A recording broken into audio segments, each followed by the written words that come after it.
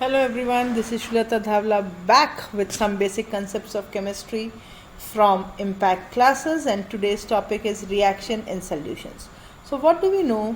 That most of the reactions which takes place in lab takes place in solution. So as soon as I use this word solution, as soon I use this word solution, the two things which must come to your mind is solute and solvent.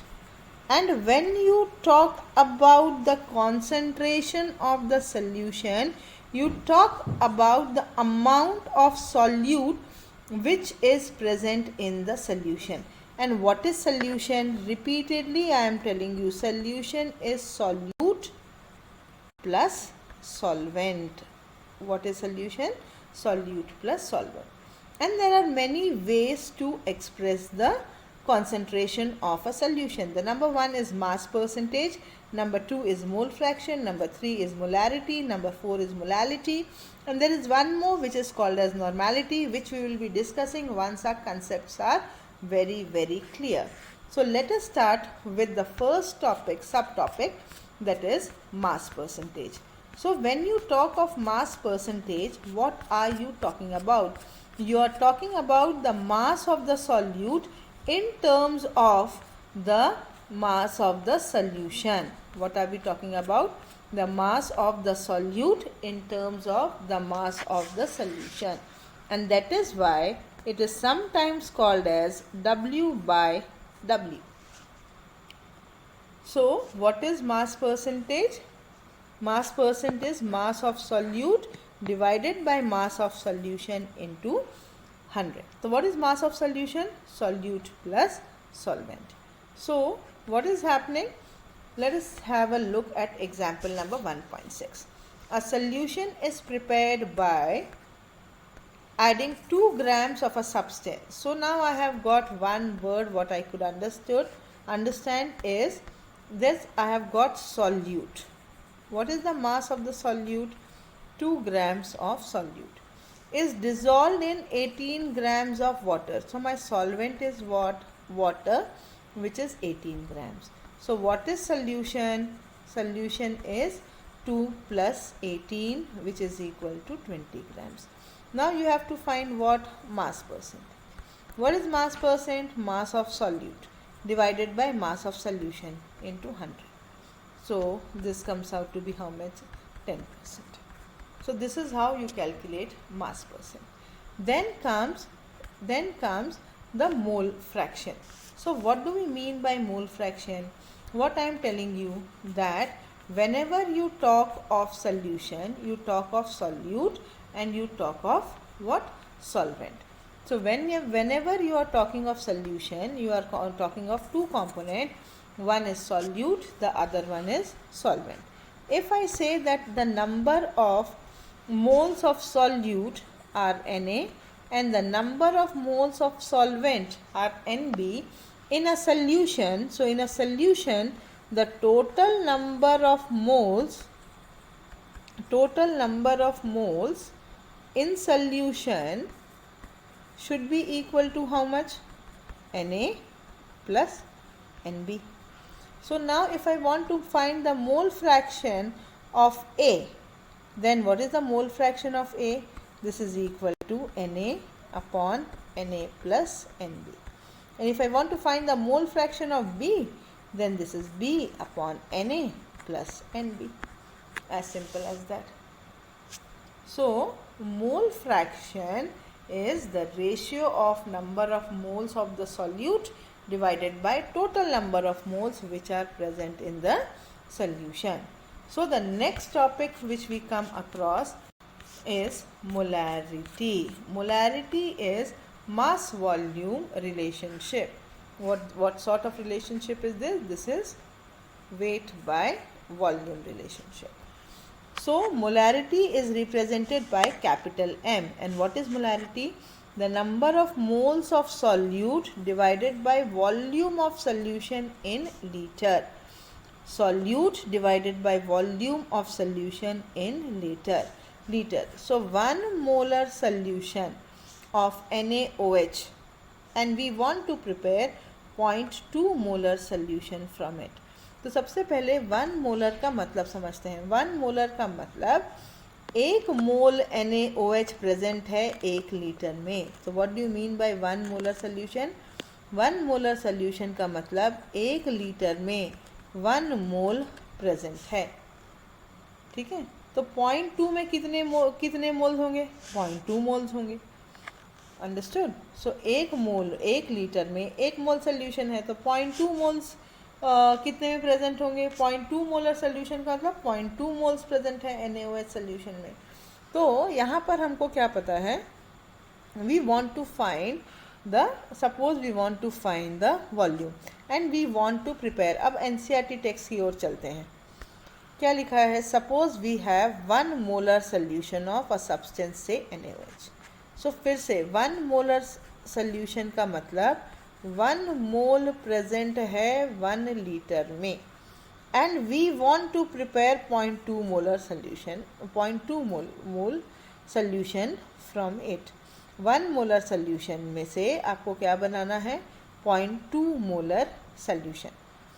So 1 molar का मतलब मैंने आपको बता दिया कि 1 मोल का मतलब 1 molarity का मतलब 1 मोल ऑफ 1 मोल प्रेजेंट है किस में? सॉल्यूट का किस में? 1 लीटर में। तो 0.2 मोलर सोल्यूशन में सॉल्यूट के कितने मोल्स प्रेजेंट हुए? 0.2 मोल्स प्रेजेंट हुए। क्या ये आया समझ? यदि हाँ तो आगे बढ़ जाते हैं। तो अगर एक 0.2 मोलर सोल्यूशन बनाना है तो हम कैसे बनाएंगे? सो हमको क्या पता है कि 1 मोल में, फिर से कोशिश कर लेते हैं इसको फटाफट, यहाँ पे बना लेते हैं इसको। 1 मोलर सोल्यूशन का मतलब 1 मोलर सोल्यूशन का क्या मतलब था? 1 मोलर मीन्स 1 मोलर का क्या मतलब था? 1 मोलर का मतलब था कि 1 मोल सॉल्यूट का डिज़ोल्व है 1 लीटर में। 1 लीटर यानी कितना हो गया? 1000 ml। सो 0.2 मोल यानी कितना होगा? कितना वॉल्यूम होगा? सो ये क्या हो जाएगा? 0.2 इंटू 1000। तो ये क्या हो गया? 200।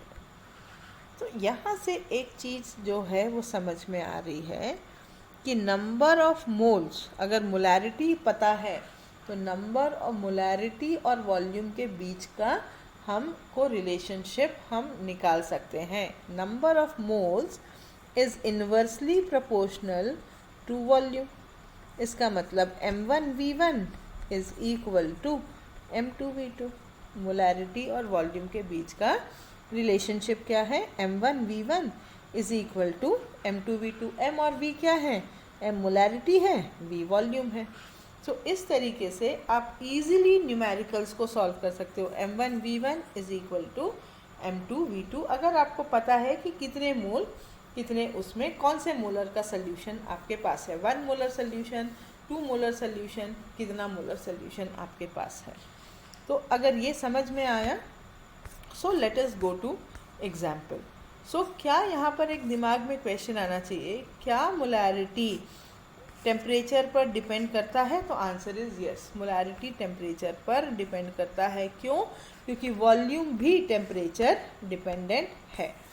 सो let us calculate the molarity of NaOH solution being prepared from dissolving 4 gram in enough water to form 250 ml of solution। तो सबसे पहले आप फॉर्मूला लिख लें। तो मोलैरिटी का फॉर्मूला, जब तक आपको फॉर्मूला समझ नहीं आएगा आप उसके यूनिट्स वगैरह भी नहीं समझ पाएंगे।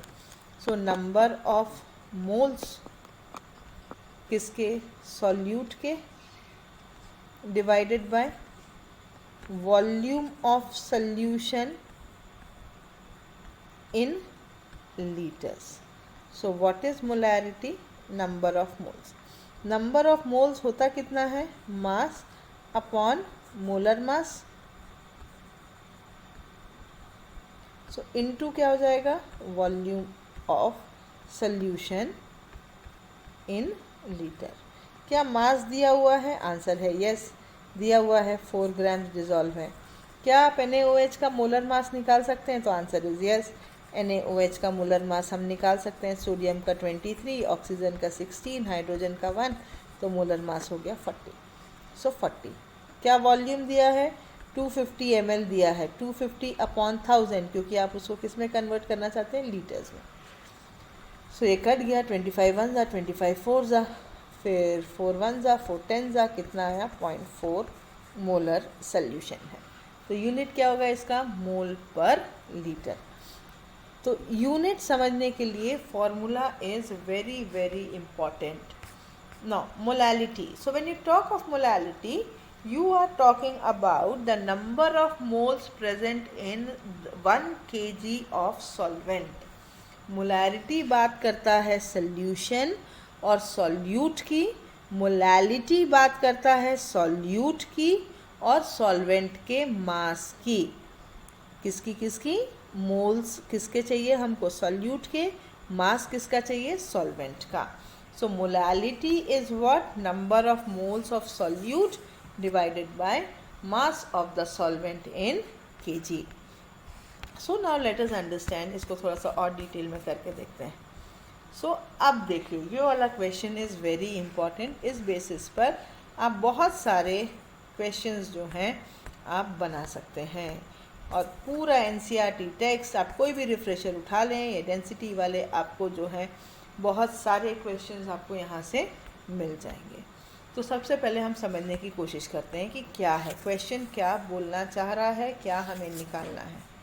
So the density of 3 molar solution, यहाँ पे स्मॉल m नहीं लिखा है, तो ये मोलैरिटी है। So what is molarity? What is molarity? Number of moles. तो इसका क्या मतलब है कि 3 मोल, इसका क्या मतलब हुआ? 3 मोलर सोल्यूशन का क्या मतलब है? 3 मोल्स ऑफ NaCl डिजॉल्व हैं 1 लीटर सोल्यूशन में is 1.25 gram per millilitre. What is the molality? So number of moles दिए हैं। सो मोलर, सबसे पहले हम क्या निकाल लेते हैं? Molar mass of NaCl। So NaCl का मोलर मास निकाला जाए। 23 प्लस 35.5। सो इसका कितना हो गया? 58.5। सो अब हमको पता है कि क्या पता चल गया? 3 मोल ऑफ NaCl डिजॉल्व है 1 लीटर ऑफ सोल्यूशन में। सो 1 लीटर में कितना मास है? सो हमको क्या पता है कि 3 मोल डिजॉल्व है 1 लीटर में। ठीक है, 3 मोल्स डिजॉल्व है 1 लीटर में। सो NaCl का मास, NaCl का मास इन 1 लीटर कितना हो जाएगा? Number of moles into molar mass. तो ये कितना हो गया? 3 इंटू 58.5। सो ये कितना हो गया? 15, 3 8 द 24, 25, 15, 175.5। तो इतने ग्राम डिजॉल्व हैं। अब आगे बढ़ते हैं। The density is given to be कितना? 1.25 gram per milliliter. So what? तो mass density is equal to what? Mass upon volume. तो मास यानी कितना हो जाएगा? Density into volume. डेंसिटी कितना दिया हुआ है? 1.25। वॉल्यूम कितना दिया हुआ है? 1 लीटर यानी 1000 मिलीलीटर। तो ये कितना हो जाएगा? 1250। So what is the mass of the water? तो मास ऑफ द वाटर, तो मास ऑफ द वाटर कितना होगा? Mass of the solution minus the mass of the solute. What is the mass of the solvent? Mass of the solvent is mass of the solution minus the mass of the solute. Minus करने पर जो भी answer हमारा आ जाए और आपकी molarity निकल गई। अगर आपको समझ नहीं आया है तो एक बार और मैं आपको समझा देती हूँ इस क्वेश्चन में करना क्या है। इस question is very very simple, यदि आप इसको अच्छे से एक बार क्वेश्चन को समझ जाएं। क्या दिया हुआ है? दिया है 3 मोलर सोल्यूशन। तो जैसे ही आपको देखे कि 3 मोलर सोल्यूशन है आपके दिमाग में आ जाना चाहिए कि 3 मोल ऑफ NaCl 1 लीटर में डिज़ोल्व है, of NaCl is in 1 litre. उसके बाद आपको क्या निकालना है कि NaCl का मास कितना है 1 लीटर में। तो NaCl का मोलर मास कितना हो गया 35.5 प्लस 23, उल्टा लिख लीजिए, so this is 58.5। So mass of NaCl, तो मास ऑफ NaCl तो हमारा क्या निकल गया, mass of solute. Mass of solute कितना हो जाएगा 58.5 इंटू 3 मोल, सो ये कितना हो गया 15 25 15 16 17 175.5। फिर आपका मोलैलिटी का फॉर्मूला है क्या, molality is number of moles of the solute divided by mass of the what, mass of the solvent, mass of the solvent. तो हमको कैसे मास ऑफ द सॉल्वेंट अब निकालना बच गया। मास ऑफ द सॉल्वेंट कैसे निकालेंगे, mass of solution, mass of solution is equal to solute plus solvent। तो solvent is equal to solution का mass, mass of solution minus mass of solute। तो mass of solute आपके पास है, mass of solution आप निकाल सकते हैं, density is equal to mass upon volume. Density दिया हुआ है 1.25, मास हमको नहीं पता, वॉल्यूम हमको पता है 1 लीटर यानी 1000 ml, तो मास कितना हो गया 1250। तो सॉल्वेंट का मास निकल जाएगा, तो सॉल्वेंट का मास कितना हो जाएगा, mass of the solution that is 1250 minus the mass of the solute, तो ये आपका मास निकल गया। उसके बाद मोलैलिटी का फॉर्मूला लगा दीजिए, what is molality, number of moles of the solute divided by the mass of the solution. तो नंबर ऑफ मोल्स दिया हुआ है कि 3 मोल्स डिज़ोल्व है, मास ऑफ द सॉल्वेंट आपके पास है 1074.5 ग्राम्स, तो ये कितना हो जाएगा किलोग्राम में कन्वर्ट करके आप उसको सॉल्व कर सकते हैं। So in the next class, we'll be dealing with the back exercise of NCERT textbook. Till then, bye-bye.